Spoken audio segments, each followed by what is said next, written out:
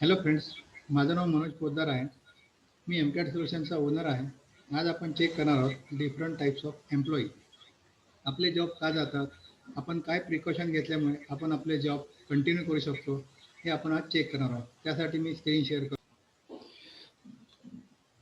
स्क्रीनवर तुम्हाला दिसत असेल two types of employee. Both working are in good company. दोन एम्प्लॉय आहेत, ते दोन्ही चांगल्या MNC कंपनीमध्ये काम करत आहेत. एक एक्झाम्पल आपण एकाचं नाव रमेश घेऊयात आणि एकाचं नाव सुरेश कन्सिडर करूयात. ठीक आहे. तर दोघंही आपल्या कम्फर्ट झोनमध्ये व्यवस्थित चांगलं काम करत आहेत. त्यांची ग्रोथ कंपनीमध्ये चांगल्या प्रकारे होत आहे. दोघेही हॅप्पी आहेत कंपनीमध्ये. पण अचानक काही प्रॉब्लेम येतात कंपनीमध्ये. काही पेंडेमिक सिच्युएशन येऊ शकतात, काही कंपनीचा लॉस होऊ शकतो. अशा कुठल्याही रिझनमुळे त्यांना अचानक HR कडून नोटीस येते की तुम्हाला 3 महिन्यामध्ये नवीन जॉब सर्च करावं लागेल किंवा आपल्याकडे ज्यावेळी प्रोजेक्ट येईल त्यावेळी आपण कंटिन्यू करूयात. ठीक आहे. मग दोघंही एम्प्लॉई एकदम फ्रस्ट्रेट होतात. त्यांना त्यांची फॅमिली असते, त्यांचे फ्रेंड सर्कल, आई वडील, या सगळ्या गोष्टींचा एकदम विचार येतो. लोन घेतलेलं असतं. मग या सगळ्या गोष्टींमुळे ते एकदम टेन्शनमध्ये येतात. त्यांना एकदम भीती वाटायला सुरुवात होती. मग आता काय करायचं हे त्यांना सुचत नाही. ठीक आहे. मग असं फ्रस्ट्रेशन येतं.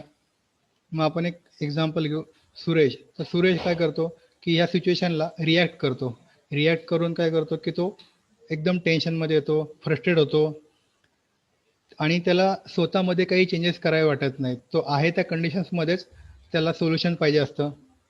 ओके. आणि तो नुसते कारण शोधत असतो की हे का झालं, कशामुळे झालं, प्रॉब्लेम काय, त्याचा फक्त तो एक्सक्युजेस देत असतो, रिझन देत असतो. ठीक आहे. तो दुसऱ्यांना फक्त दोष देत असतो. त्याच्या फेल्युअरसाठी तो दुसऱ्यांना जबाबदार धरत असतो. त्याच्यामुळे त्याला प्रॉब्लेम कळतो त्याच्या लाईफमध्ये. तो दुःखी असतो खूप.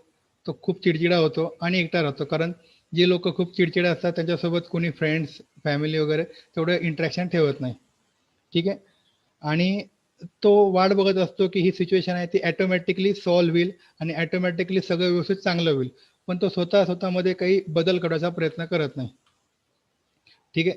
3 महिन्यानंतर तो त्याला जॉबमधनं काढून टाकलं जातं किंवा त्याला त्याचा जॉब सोडावा लागतो. ठीक आहे. मग तो नवीन जॉब शोधतो. तर नवीन जॉब शोधण्यासाठी तो भरपूर ठिकाणी ॲप्लाय करतो आणि ॲप्लाय केल्यानंतर पण त्याला रिजेक्शन येतं. भरपूर ठिकाणी रिजेक्शन आल्यामुळे परत तो फ्रस्ट्रेट होतो, टेन्शन त्याला येतं. पण तरी पण तो स्वतःमध्ये काही चेंजेस घडवत नाही किंवा तो ॲनालाइज करत नाही की हे का होतंय, कशामुळे होतंय, कंडिशनचा तो विचार करत नाही. ठीक आहे. आणि दुसऱ्या बाजूला रमेश नावाचा जो व्यक्ती आहे तो काय करतो, त्या कंडिशनला व्यवस्थित रिस्पॉन्ड करतो म्हणजे तो काय करतो, रिॲक्ट न करता त्याला रिस्पॉन्ड करतो.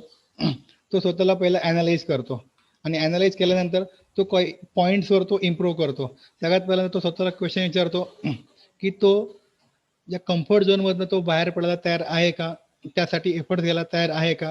मग त्याचं आन्सर त्याला यस असं भेटतं. मग तो पुढे त्या पद्धतीने पावले उचलतो. सगळ्यात पहिल्यांदा तो काय करतो, कम्फर्ट झोनमधनं बाहेर पडतो आणि सक्सेसकडे तो जायला सुरुवात करतो. मग ते कसं करता येईल, तर तो प्रत्येक वेळी काही ना काही नवीन गोष्टी शिकत जातो. तो कधीही शिकणं थांबवत नाही. ठीक आहे. जसं शिकत जाईल तसं तो स्वतःचं नॉलेज अपडेट करत जातो. प्रत्येक वेळी तो काही ना काही नवीन गोष्टी नेटवरून किंवा त्यांच्या फ्रेंड सर्कलमधून शिकत जातो आणि नॉलेज अपडेट करत जातो आणि स्वतःला एक चांगल्या पद्धतीने इम्प्रूव्ह करायला प्रयत्न करतो तो. ठीक आहे. तो नॉलेज गेन करतो. तो नॉलेज कशा पद्धतीने गेन करतो, सगळ्यात पहिल्यांदा स्वतःला ॲनालाइज करतो. ते ॲनालाइज केल्यानंतर त्याचे काही प्रॉब्लेम्स आहेत त्या प्रॉब्लेमवर तो सोल्युशन फाइंड आउट करतो. मग त्या प्रॉब्लेम सॉल्व्ह करण्यासाठी जे काही एज्युकेशन असेल, इन्फॉर्मेशन असेल, तो इन्फॉर्मेशन, एज्युकेशन तो एक्सपिरियन्स लोकांकडनं घेतो आणि तो गोष्टी शिकत जातो आणि शिकत गेल्यानंतर तो स्वतःला इम्प्रूव्ह करतो. ठीक आहे. तर आपल्याला जर सक्सेसफुल व्हायचं असेल तर आपल्याला काय करावं लागेल, तर नवीन गोष्टी आपल्याला दररोज शिकाव्या लागतील.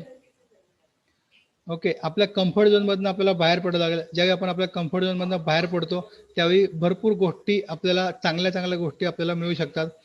एकदम आपलं लाईफ चेंज होऊ शकतं. ही एक सिंपल गोष्ट आपल्याला माहिती आहे. ओल्ड क्रो तो काय करत असतो, खडे घेतो, त्या बाउलमध्ये टाकतो आणि पाणी वर यायची वाट बघत असतो. तर त्याला एफर्ट्स एवढे घ्यावे लागतात. आणि जे मॉडर्न लाईफ मधला आहे तो काय करतो, तो थोडंसं त्याचं ब्रेन यूज करतो, स्वतःला अपडेट ठेवतो आणि तो स्ट्रॉ यूज करून जे काही त्याचा अल्टिमेट गोल आहे पाणी प्यायचा तो अचीव करतो. थँक्यू.